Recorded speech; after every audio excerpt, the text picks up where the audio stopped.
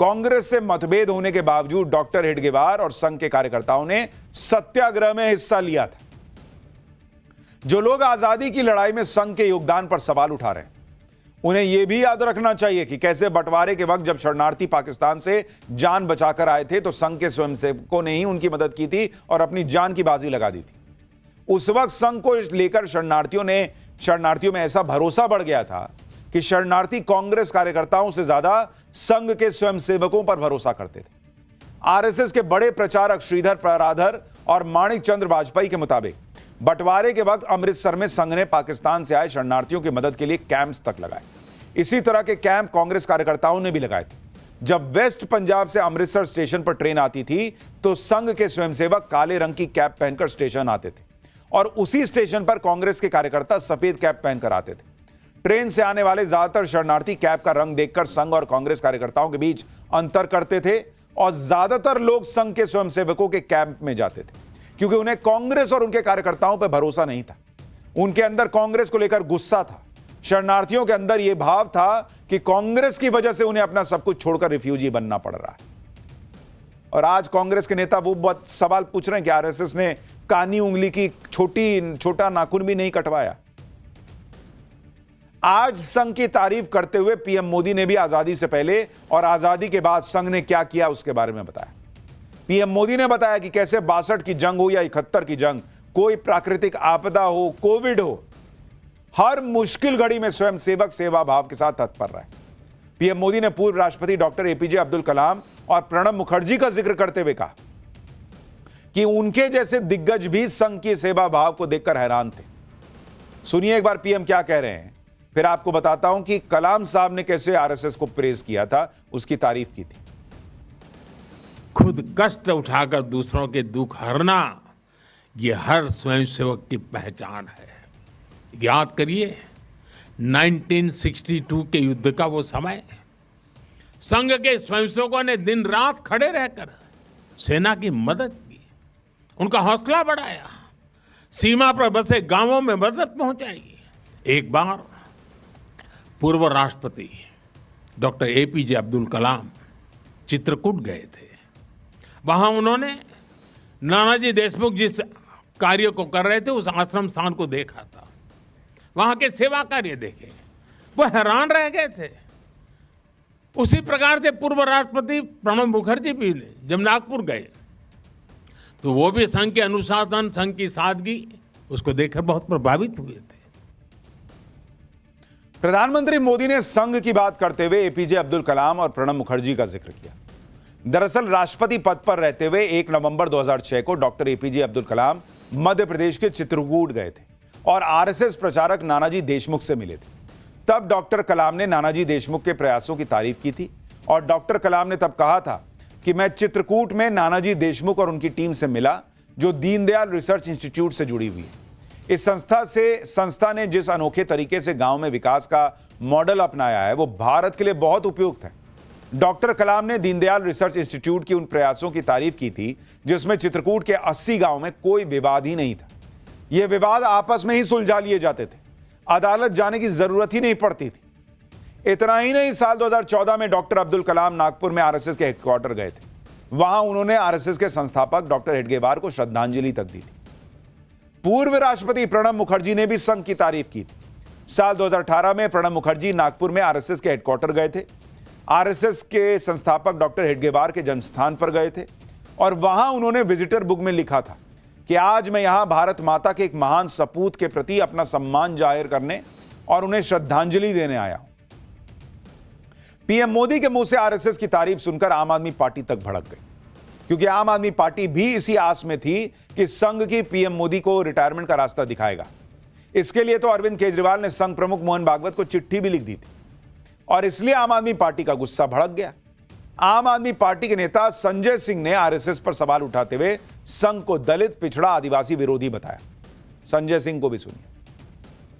100 वर्षों में इस देश की 85% लोगों की हिस्सेदारी आरएसएस में क्यों नहीं हुई? 100 वर्षों में एक भी दलित आरएसएस का प्रमुख क्यों नहीं हुआ? एक भी आदिवासी आरएसएस का प्रमुख क्यों नहीं हुआ? एक भी पिछड़े वर्ग का व्यक्ति आरएसएस का प्रमुख क्यों नहीं हुआ? तो आप इसको एक दकियानूसी सोच वाला, एक संकुचित सोच वाला संगठन कह सकते हैं जो संविधान के खिलाफ है।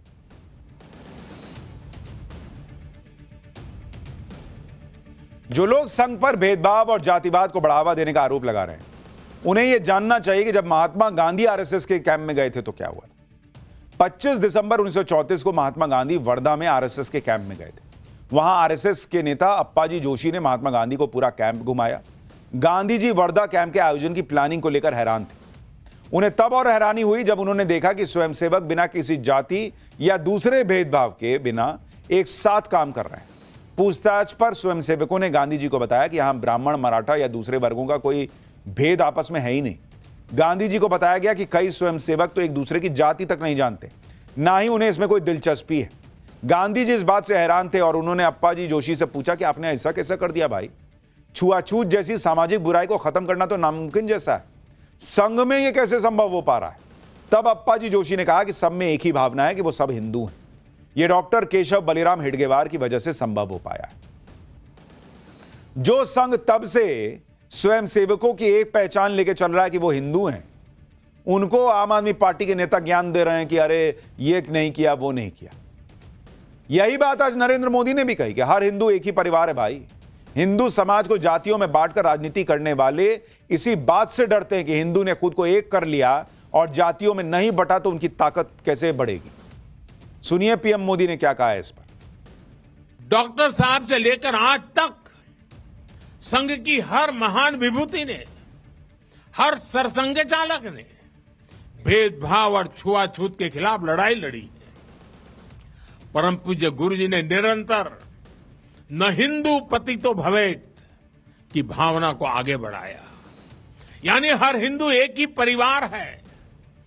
कोई भी हिंदू कभी पतित या नीचा नहीं हो सकता। उन्होंने कहा एक कुआं, एक मंदिर और एक श्मशान। इसे लेकर संघ देश के कोने कोने में गया है। कोई भेदभाव नहीं, कोई मतभेद नहीं, कोई मनभेद नहीं।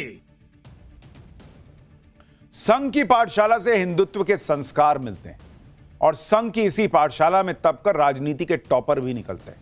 और नरेंद्र मोदी इसका सबसे बड़ा उदाहरण, अटल बिहारी वाजपेयी इसका बड़ा उदाहरण। संघ ने देश को 2-2 प्रधानमंत्री दिए हैं और ये लोग राजनीति के टॉप पर इसलिए पहुंचे क्योंकि संघ में रहते हुए इन्होंने पूरा जीवन देश के नाम कर दिया। 2019 में प्रधानमंत्री नरेंद्र मोदी ने ह्यूमंस ऑफ बॉम्बे नाम के एक पॉपुलर फेसबुक पेज को इंटरव्यू दिया था और खुद बताया था कि वो कैसे अहमदाबाद में आरएसएस के कार्यालय में साफ सफाई करते रहते थे, बर्तन धोते थे और संघ के फुल टाइम प्रचारक बन गए। नरेंद्र मोदी ने तब बताया था कि हिमालय से लौटने के बाद मुझे पता था कि अपना जीवन दूसरों की सेवा में बिताना चाहता हूं। लौटकर अहमदाबाद के लिए रवाना हो गया।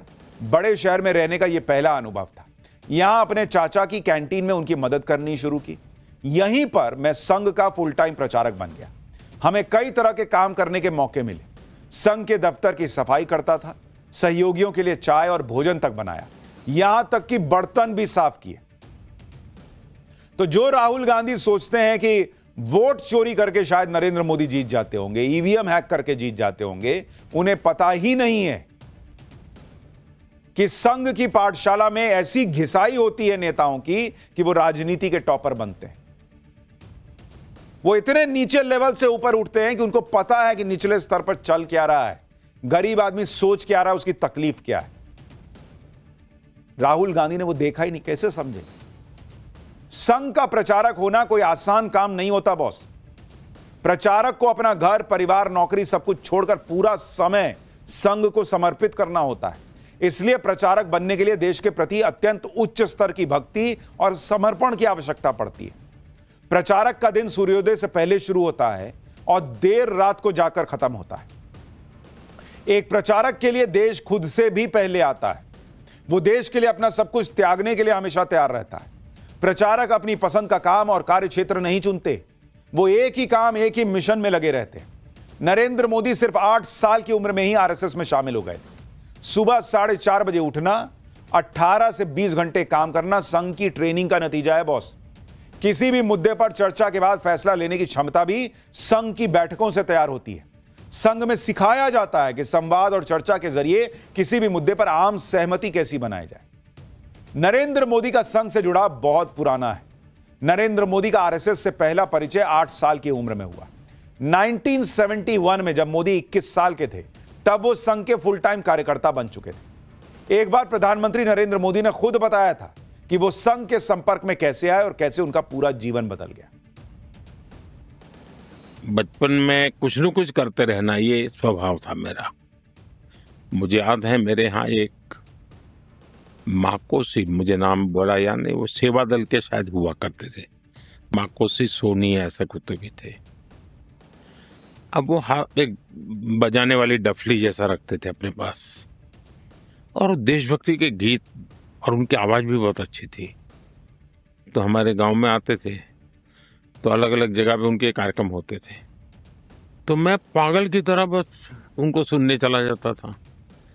रात रात भर उनके देशभक्ति के गाने सुनता था। मुझे मजा आता था। क्यों आता था वो पता नहीं है।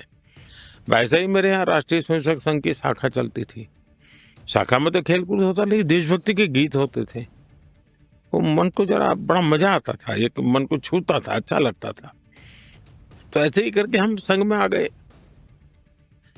तो संघ के एक संस्कार तो मिले कि भाई कुछ भी सोचो करो, अगर वो पढ़ते हो तो भी सोचो कि मैं इतना पढ़ूं मैं देश के काम आऊं।